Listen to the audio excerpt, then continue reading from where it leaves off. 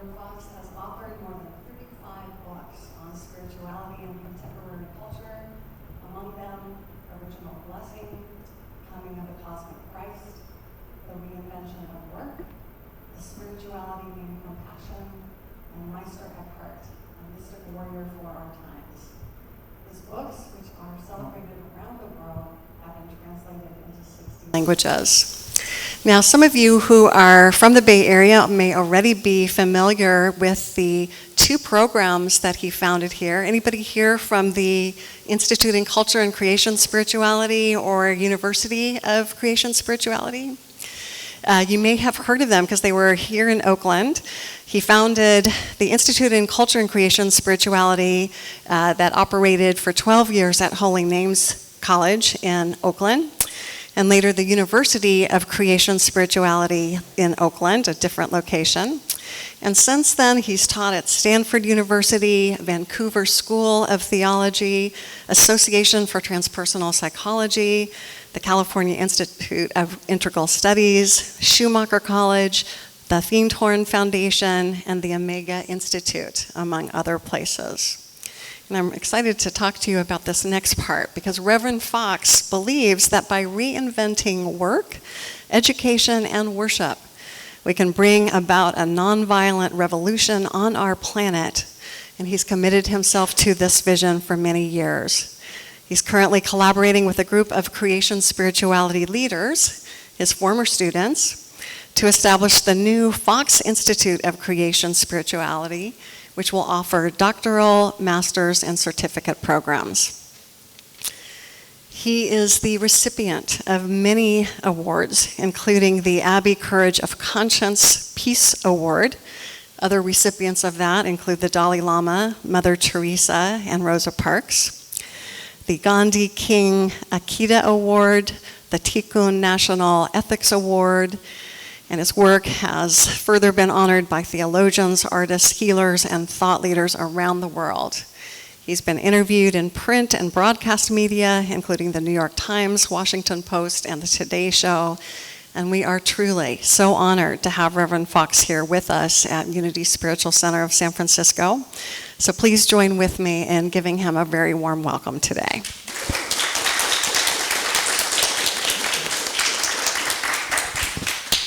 All right, well, that's the longest bio I've ever read for a First Sunday Forum guest, and there was so much else I could have included. You've had an incredibly illustrious career. But a way that I always like to start at the First Sunday Forum is to find out about the child behind those impressive lines. You know, tell us a little bit about your boyhood, where you grew up, and maybe if there were any threads that you see coming from your childhood to lead you to where you are today. Well, I grew up in Madison, Wisconsin, and nature is very alive and well in Wisconsin, at least back before climate change. When I grew up, we had 4 very real seasons. You knew when it was winter, and you knew when it was spring and summer and fall. I was in the middle of 7 children. I was the 4th, the neurotic middle, I'm told. We had a very dynamic family. My mother was Taurus, and my father was Scorpio, and they didn't give a lot of ground, and 2 strong personalities. And it was a wonderful childhood, actually. I grew up Roman Catholic, and I think a lot of the experiences that I've been talking about since are due to the experiences I had in nature as a child. I loved the outdoors and played a lot of sports. My father was football coach at the University of Wisconsin. But when I was 12, I had polio, and I lost my legs, and they couldn't tell me if I'd ever walk again. So that was an experience of letting go. And I was in the hospital for a long time, and there was this Dominican lay brother who would visit me regularly, and he was kind of the opposite of my father. He was very contemplative and soft-spoken. He's from New Orleans. And he ended up being a Trappist monk. So I think that he kind of left me with this impression that there's another way to be a man besides being a football player. And when I did get my legs back, I was very grateful. I said to the universe, I'll never take my legs for granted again. And I would call that a very mystical statement today, that the mystic in us does not take for granted, even our breath. That's why many meditation practices are about paying attention to the breath, learning not to take for granted. But I did end up playing sports again, but with more detachment, I think, than ever before. So we belonged to a Dominican parish, and I went to public high school. My best friends were Jewish or agnostic or Protestant, so we'd have these great philosophical debates. And I'd go to my parish priest, and he would feed me some intellectual food. He would give me books by G.K. Chesterton or Thomas Aquinas, and I really liked that part of my faith, that there was an intellectual side to it. So when I was thinking about what to do with my life as a teenager, I remember I read Tolstoy's War and Peace when I was a junior in high school, but over the summer. And I told a friend it blew my soul wide open. I wanted to explore what happened. And of course today I would say it was a mystical experience. But that's why I was drawn to looking into the Dominican order, to joining the order and testing it out, seeing if I had learned something about this, what had happened to me, this experience of awe. And so that's what I did after high school. I joined the Dominicans. And I very much appreciated the training I had there. The order is 800 years old this year, so there's a lineage there for sure. It includes Meister Eckhart, my favorite mystic, though not the church's favorite mystic, since he was condemned by the Pope in his day too, and Thomas Aquinas, who came before him. And it has a very, it has a very positive tradition. It also has a real shadow tradition, since they were roped into helping to run the Inquisition at certain times too. But anyway, I ended up going to Paris for a doctorate in spirituality, and that's where Thomas Merton came into my life, because I wrote him and said, where should I go to study spirituality in greater depth? And he said, go to Paris at the Institut Catholique. And so I owe Thomas Merton for all the trouble I've gotten in since, you see. And it was in Paris that the Creation spiritual tradition was named for me by Père Chanou, a wonderful 75-year-old French Dominican who was my professor in one of my classes.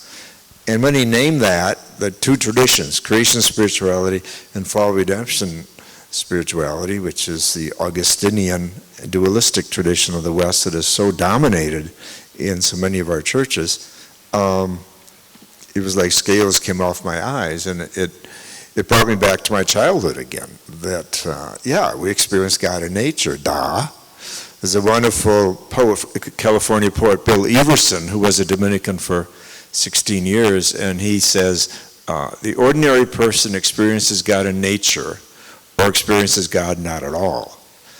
And that's my experience too. And so that it's out of that the richness of that lineage that I've written my books and done my teaching, and I think that especially today, of course, given the universal ecological crisis of our time, that it's pretty clear that creation spirituality is at the heart of whether we have a future or not, and as a species, and whether this planet in its beautiful diversity as we know it today will thrive, or whether it will undergo a profound transformation. We'll continue to lose so many species and so much beauty. So there's both the mystical side and the prophetic side. There's the side of beauty and the side of struggle that I think we all have to get ourselves in shape for at this time. And just for people who may not be as aware of what creation spirituality is, if you go on Matthew's website, which is matthewfox.org, there's a wonderful explanation and list of principles, but clarify for me, if you would, Matthew, was creation spirituality an approach, a theological approach that had kind of been lost, or was it something that you, in effect, pulled together and created, and that's why they named it creation spirituality when you were getting your doctorate? Well, it was Père Chanou who named it for me, and he's a very great historian. So he knew what he was talking about, that there was this tradition. But it had been sidelined in favor of Augustinian original sin ideology. And as I demonstrated in my book, Original Blessing, Jesus never heard of original sin. No Jew has ever heard of original sin. So what are you doing building religion on original sin that Jesus never heard about? It's kind of weird. The term was first used in the 4th century when Augustine was alive, and when the church inherited the empire. So if you're going to run an empire, original sin is a great idea, because it gets everyone confused about why they're here and whether they have a right to be here, and therefore they fall in line. And so it serves imperial purposes and institutional purposes, and but it's not authentic. So again, when Chanou named this tradition, it just hit me so hard. This is it. This is what I'm looking for. Because I was looking for, this was of course the late 60s that I was studying with Chanou in Paris, and the whole question of the Vietnam War was going on, of course the civil rights movement, and the women's movement, and later the gay and lesbian movement, the eco movement. All this is a question of whether is it a blessing to be gay, lesbian, as well as heterosexual. Is a blessing to be a woman and not just a man? And so these are important questions. Is it a blessing that the earth is here serving us so generously and beautifully, and how are we treating her in response? So, to me, this is the heart of the politics of my generation, and of today's generation. So mysticism and prophecy, politics, yes and no, they go together. And so my first book was on prayer. What is prayer? And I define prayer as a radical response to life. And by radical, I mean deep or root. Radical is the same word as radish. It shouldn't be too scary to us. Although radishes do make me burp sometime, I'll admit. But anyway, to me, there are two radical commitments in life. One is our yes, and one is our no. And the yes is our mysticism. It's an affirmation of the beauty and gratuity of our existence. And no is standing up to forces and ideologies that are destructive. And there's plenty of that going around too. So that's how I see it. Mm-hmm. And then, of course, my writings have been to go into this lineage. So I've written 3 books on Hildegard of Bingen, the 12th century genius who is so creation-centered. And then I've written 3 books on Eckhart, who's another genius who came 150 years later. And his spirituality is so profound and deep that it was Dr. Suzuki from Japan, a Japanese Buddhist scholar, who woke Thomas Merton up to the depth of Eckhart, and how Eckhart is a bridge between the East and the West. Suzuki said Eckhart is the one Zen thinker of the West. Why aren't you studying him, Merton? And when Merton got to studying Eckhart, instead of criticizing him, after 18 years in a monastery, he flipped.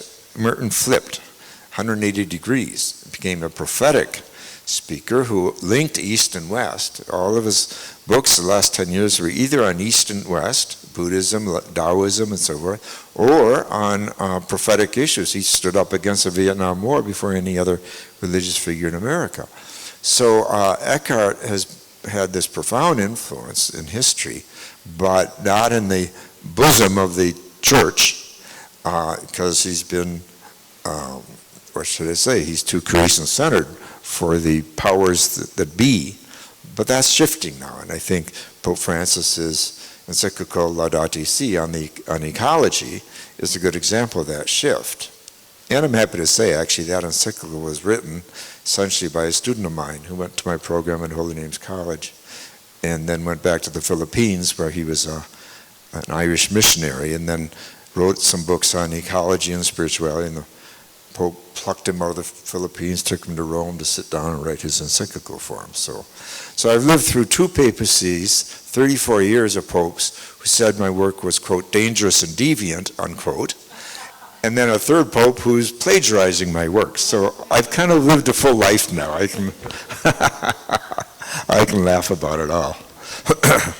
Well, it's interesting, and I wanted to ask you about that because, as you alluded to, the programs that you had established in Oakland came under attack from Cardinal Ratzinger, who was then Pope Benedict. Tell us a little bit more about that, because that was the point at which you had been a Catholic priest. Tell us what that was like to have something that on the surface, I mean, it would be considered radical, but yet it makes so much sense. So what was that like to be in the middle of that storm and fury? Well, first of all, I began the program in Chicago, where I was living, and we ran it for 7 years at Mundelein College in Chicago, this master's program. Then I moved it out here to Oakland.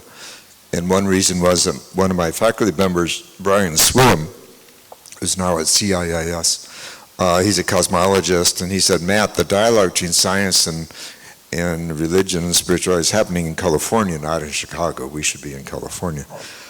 So that's why I moved out here.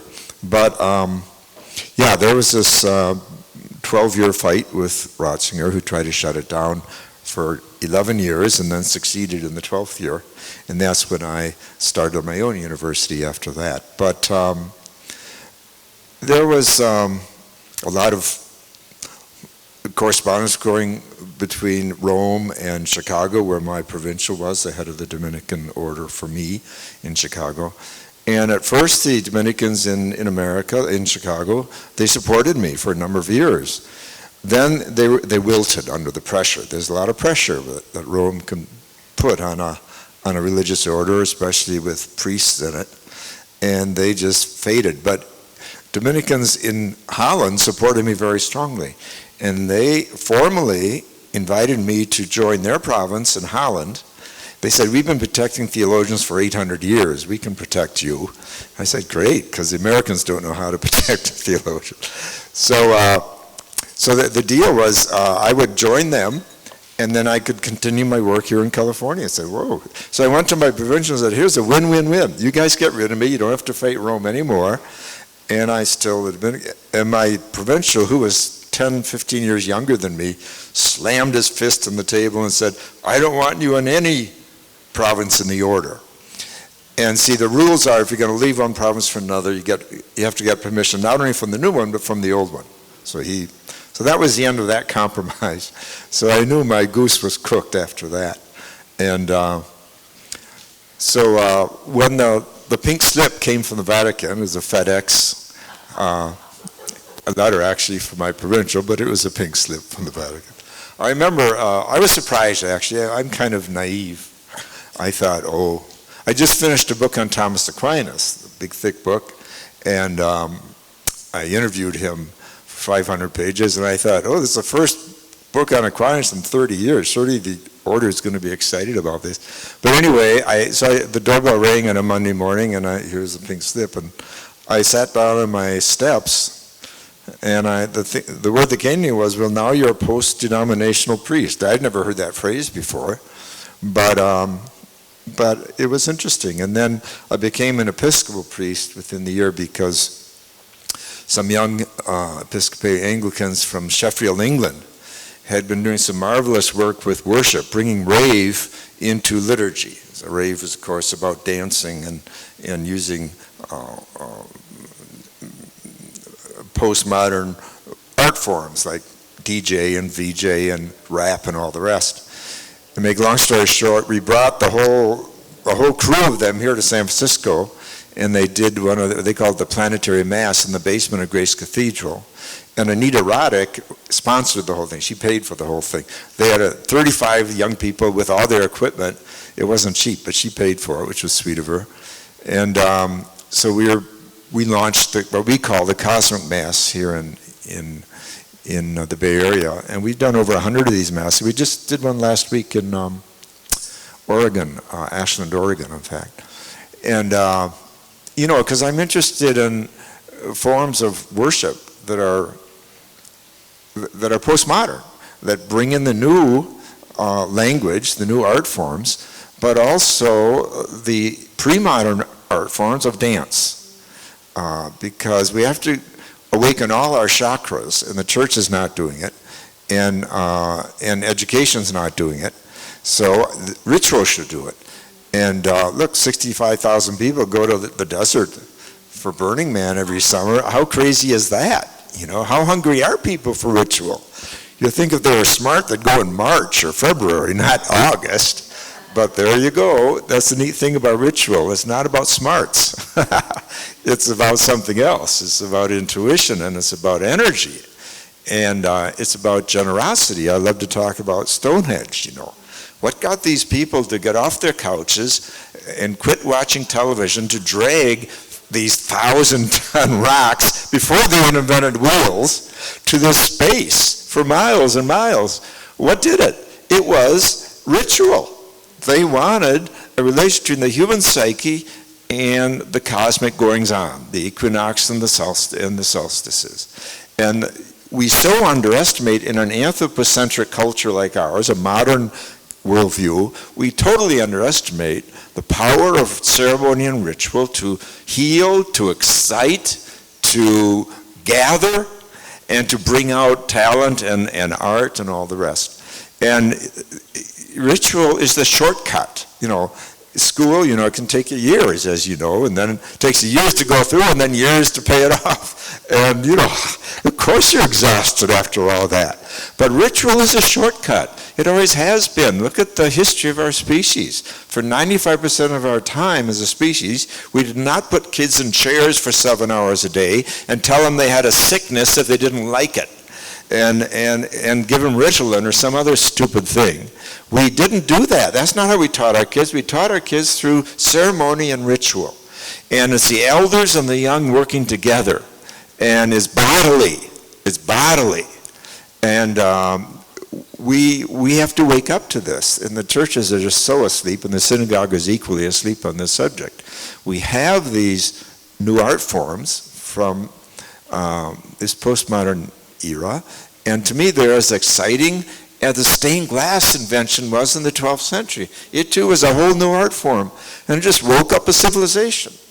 So I say here we are in the shadow of Silicon Valley, we could be using these inventions for the purposes of the sacred, and not just to make more money for shareholders and you know, crazy but inspired billionaire inventors.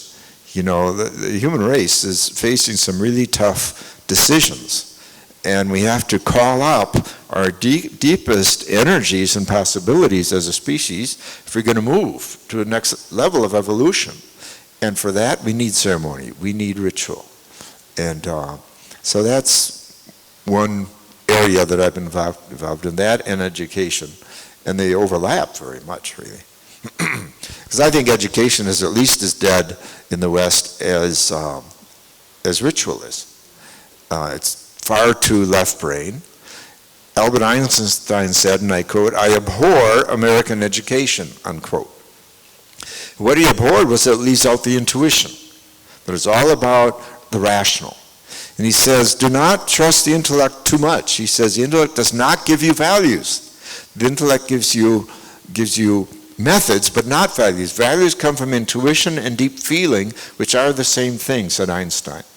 Now, I love quote Einstein about that because you can't accuse him of being anti-intellectual. But he's holistic. He's saying we have two brains, right and left hemisphere, and we're ignoring the right. And that's one thing I respect about your work, Maggie, that you're pushing this whole theme of creativity. And look at education today. When there's a budget crunch, which is always, out goes theater, out goes art, out goes music. When politicians talk about education, all they talk about is we need more math, more science, and more computers. Well, that's not what we need more of, frankly. We need more intuition and more creativity and more values. not to come out of some kind of rigid religious system, but out of our shared needs as a species. And I was just driving up here today, I was saying, one thing that Trump teaches me is what a complete failure our educational system is. The 42% of Americans are going to vote for the guy or more is just, to me, it's a statement on our value system and on our educational collapse. Well, this is great, and I do want to leave time for questions from the audience, but organically you've gone through about 4 of my questions, so thank you for that. I do want to come back to creativity because it is a shared passion that we have, creativity as a spiritual practice. So tell us more about how you see that relationship. Well, it goes back, way back to my time in Chicago. I was teaching at a women's college for 4 years, Barra College, north of Chicago, and I was invited, believe it or not, by the bishops of North America. There were some good ones back then. Pope Paul VI appointed some smart bishops. No one could accuse the previous 2 popes of doing that. But they actually did a survey, a national survey, and my name came up to do a survey of how to teach spirituality, education and spirituality. So what I chose as a method for my research was to go to all the programs in America that looked interesting to me, to check them out. And one of them was here at GTU in Berkeley, and it looked like one of the more interesting ones. But I'll never forget, I was sitting in class and talking to students and stuff, and one young man leaned over and he said to me, he whispered like this, he said, we're studying about the mystics, we're not studying how to become mystics. And to me that just really rang a bell. And then I just realized, you can't teach spirituality in a European model of education, period. And so I said, I gotta reinvent education for this. And so I felt the key was the body was missing, feminism was missing, and therefore the body politic and justice were missing. And the key was creativity. My mentor, Père Chanou, I'll never forget, the last time I saw him, he was 91 years old. He was going blind. He died, by the way, at 95, the day Mandela was released from prison, which I think is a great moment to die. Chanou was the grandfather of liberation theology as well as creation spirituality. But I'll never forget, our last minutes together, he put his arm around me like this. And he said, never forget, the greatest tragedy in theology of the last 300 years has been the divorce of the theologian from the painter, the potter, the musician, the poet, the dancer, and the filmmaker. Of course, that's so French, that French would always include the filmmaker in the history of art. And so all these things rang for me. What's missing is the body, and therefore art, because all art is bodily. And so when I started my program, not at Barra but at Mundelein College, because it was a master's program, the very first person I hired as a teacher was not a biblical scholar. I hired a dancer, a Catholic sister who taught circle dancing. And I've never regretted that decision, the smartest thing I ever did. And we would have every morning what we call body prayer. And we'd do circle dances, and it might be, she'd do folk dances from various traditions and so forth. And then later we did Dances Universal Peace when I came out here. But it's so important to get into our bodies again. And it's not something who'll dance for you, a spectator sport. No, it's about getting into all our chakras. And so we had what I call art as meditation. And because there are 2 kinds of meditation. One is what some psychologists, Aranjo has called introvert meditation, which is that which you're sitting or you're emptying, that kind of thing. But the other he calls extrovert meditation, and I call that art as meditation. And that is you're giving birth to something. And you see, when you're doing clay as meditation, you're focusing on the clay, and that's what all meditation is about, is focusing, it's centering. And right about that time, when I started my program, I read this amazing book by M.C. Richards, a potter, called Centering. It's a classic work now. It came out in the early 60s. And I wrote a long review of it, and I sent it to her, and then she and I became good friends over the years, and she joined my faculty too. She died a few years ago, a wonderful woman. But in this book, Centering, she was a potter by trade, and a very renowned potter. She talks about how centering the wheel on the clay is like centering your whole life. It's a spiritual practice, you see. And I said, oh, wow, there's someone who agrees with me, that I'm not totally out on a limb. There are two crazy people in the world, me and M.C. Richards. So that was really at the heart of what I would call my academic revolution. And that's what, it so works. I've had over 30 years experience with adults and master's and doctoral programs. And then a few years ago, I left my university and I took it to the inner city to teenagers. Because, 64% of black boys are not graduating from high school in America today, and 63% of Native American kids are not graduating from high school. Now, is this because these kids are dumb, or is it because our schools are dumb? And we've underestimated the importance of art to center the person, to empower the person, and to bring joy to learning. So I did this 2-year pilot project in Oakland with a school that specialized in kids who are dropping out high school. And at the end, 100% said they wanted to stay in school now. Why? Because they were experiencing the joy of learning. Duh. You don't experience the joy of learning when learning is defined as get ready for the next exam. That's not the joy of learning for most people, folks. And the joy of learning is discovering something in yourself, your curiosity and your capacity to speak your truth. Once in class, there was an 18-year-old black boy who said to me, he's a senior, it's his first time in 4 years of high school that anyone's asked me to express myself creatively. That's why kids are dropping out of high school, because they're bored. And it doesn't elicit, it doesn't educe, which is what education is supposed to mean, it doesn't educe their wisdom. So we now have programs going in Chicago and other places using this pedagogy that I also use for adults, and of course we'll use for our new program with the master's and the doctoral degrees as well. It just works. I've seen it work in so many people's lives. I want to give it away. This is not some big esoteric secret. But of course, you're up against all kinds of forces. The whole academic industry is what can I say, is threatened by this. Just like the religious industry is threatened by original blessing and the idea that everyone is a mystic and everyone's a prophet. It's very threatening to those who are making their living by creating a very small spigot by which grace in the one case or education in the other is supposed to flow. But the truth is that learning is much bigger than education, and grace is much bigger than religion. Thank God. So I will just ask one more question before I open it up, and that is, do tell us about the new Fox Institute of Creation Spirituality. Is that going to be here in the Bay Area? When is it scheduled to open? Tell us more about that. Well, the people behind it are graduates of my program, and there's this wonderful woman who is the president, and she lives in the Boulder area. So it will start in Boulder. It's been licensed now by the state of Colorado.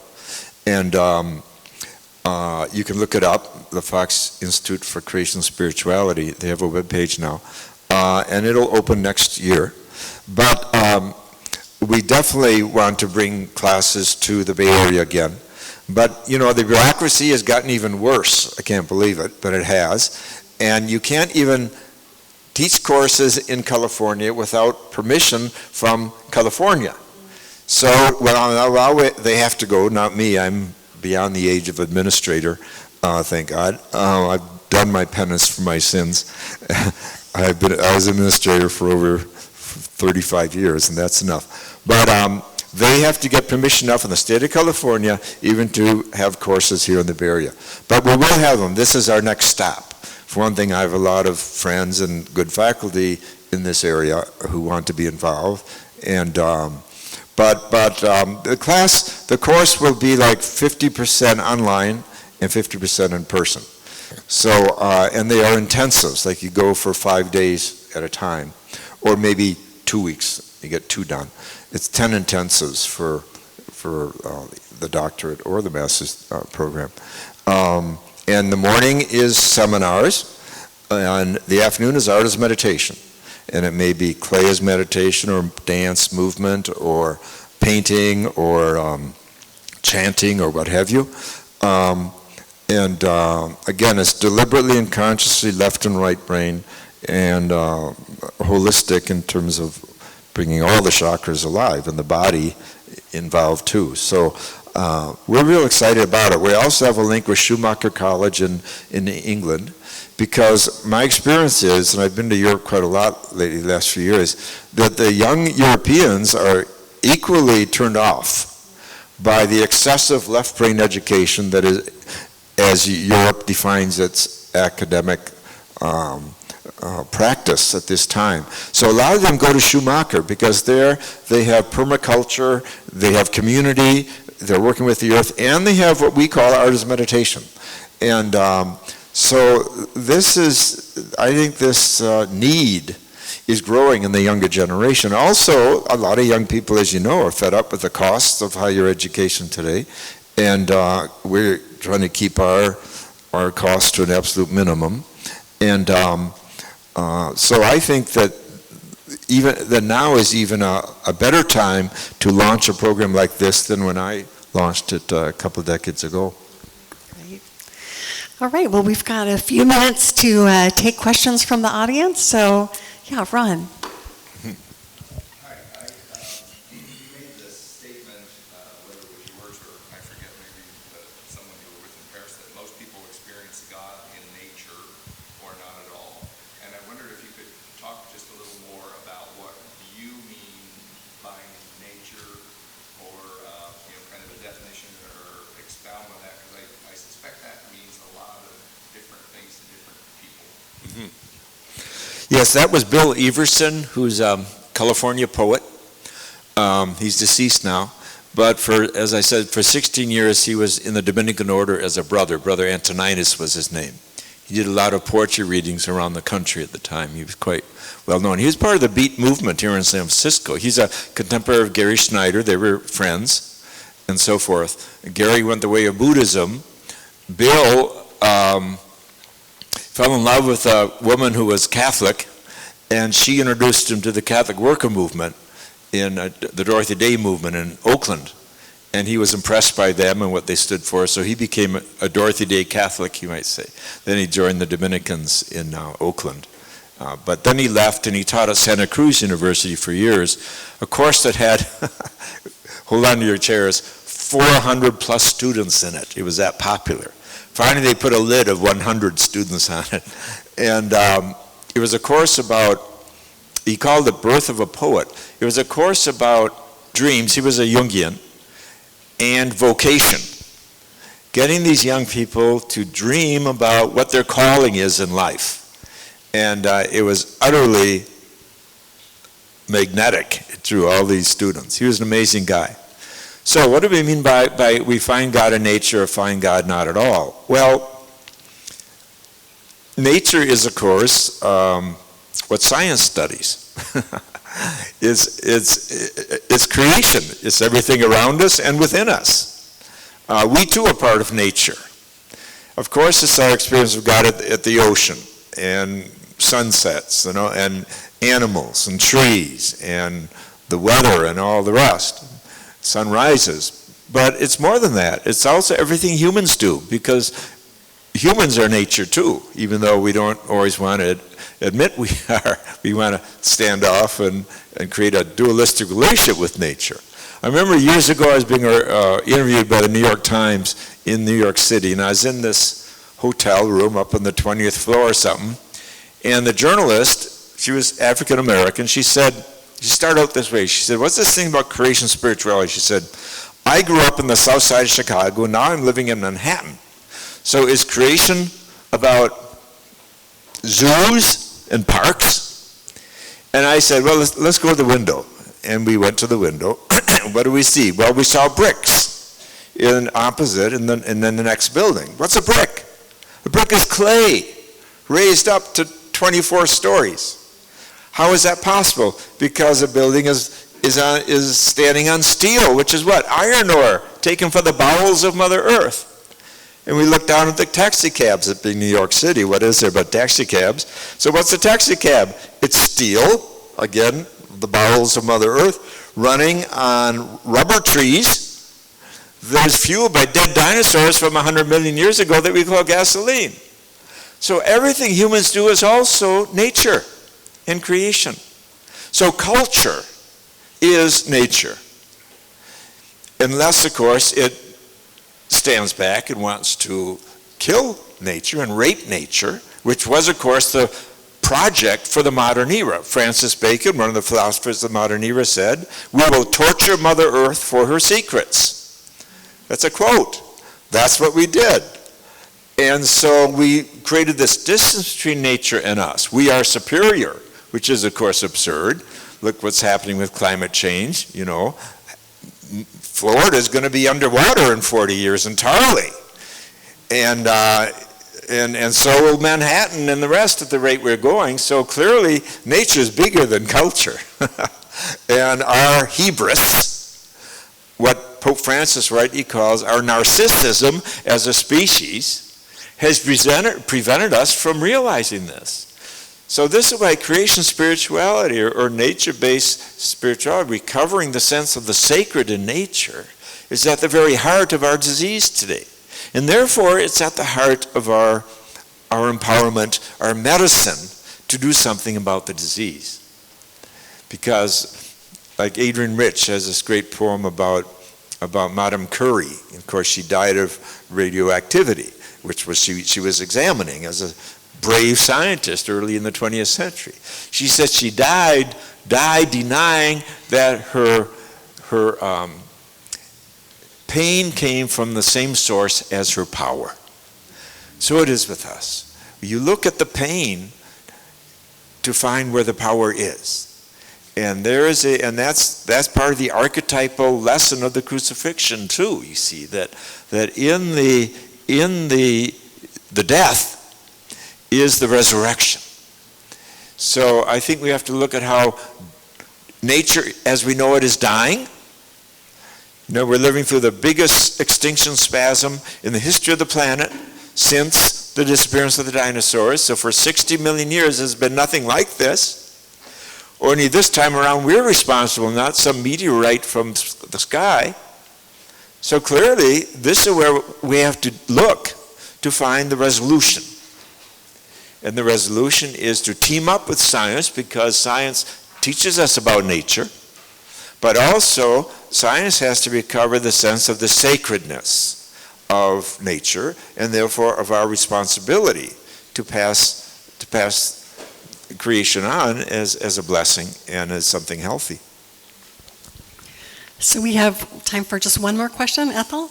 Yes, so I wanted to know if you're familiar with Waldorf education, and if you've spent time talking to some of the tech people in Silicon Valley. Yes, I very much respect Waldorf education. I also respect very much the Maria Montessori genius in education. And M.C. Richards, whom I referred to earlier, was very much a Rudolf Steiner follower. In fact, she lived in a Rudolf Steiner community the last 14 years of her life in Camp Hill, Pennsylvania. And that community is consciously designed to bring adults who have emotional handicap together with ordinary adults living on an organic farm situation. So that was her commitment the last years of her life. So she wrote books on education and Rudolf Steiner and so forth. So she was very beloved in the Steiner community, and for very good reason. So I have a lot of respect for, and I feel that the Steiner pedagogy is very akin to the pedagogy that I design, and insofar especially as it involves nature. We always had scientists on my faculty along with other mystics, and creativity is very important to both. Now regarding Silicon Valley, we did a cosmic mass in Silicon Valley at the Institute of Transpersonal Psychology a year ago. It was with Lorna Byrne, who's an amazing woman who's been experiencing angels from the time she was 2 years old. So the theme of the Mass was Return of the Angels. And we actually got a grant from a person in Silicon Valley. He wants to remain anonymous, but you would know the name of his company like that if I mentioned it to you, because he attended a mass we did a few summers ago at the Sounds True conference up in Rocky Mountains outside of Boulder. And he was very moved by it, and he wrote us a check, which was very nice of him. But I would like to do more, because obviously Silicon Valley has a lot of talent and also money, and I think that they should become more and more aware that technology is not going to save the human race, including making a colony in Mars. It's not. It's not. There are deeper issues that we're afraid to explore. And this is where I'll be quoting Thomas Merton on this at the sermon this morning, because he's really strong on this, and we have to hear him out. And Silicon Valley has to hear him out. So I would like more interaction with Silicon Valley, actually, because the proof that technology is not to save the human species is this. ISIS has taken every invention out of Silicon Valley and used it for its purposes. The fellow who murdered 50 people in the gay club in Orlando last year was literally on Facebook and texting while he was machine gunning 100 people. So clearly there's something besides technology that has to be addressed here, and we're afraid to deal with it. And Merton said that in the 60s. He died in 68. In fact, he was murdered by our government in 1968. I can prove that now. And because he was against the Vietnam War. But he said that, so what if we're getting to the moon? He said even ants can fly. The much more important discovery has to do with the heart of the human species. Why we're so out of touch with ourselves, and why we're busy projecting on one another. So this is the area that Silicon Valley should be helping us with. My proposal is that they tax themselves, a tiny little tax. They make so much money, just a tiny little tax, and give it to spiritual groups that are serious about addressing these inner issues that our species has. And there are lots of groups like that today, and they could all use some support. And I think that Silicon Valley should wise up. And this whole idea even of making a colony on Mars, to me it's crazy. We're going to take all our trouble to Mars? That's not very fair to Mars, is it? Why don't we first clean our act up, then we can take it other places. Until then, we're just polluters. We're spiritual polluters of the universe. Well, that is a very provocative place to end, I think. I want to give Matthew a chance just to catch his breath, but please do stay with us, because he will be doing our Sunday lesson for the 11 o'clock service. I think we'll start about 11:05 for that. He's also teaching a workshop from 1 to 3, so you have the opportunity to sit with him and learn and ask more questions like we just heard. So I hope you will join us for all of those things as well. But in the meantime, please join me in thanking Reverend Fox for his time this morning. Thank you. Thank you, Maggie. Thank you.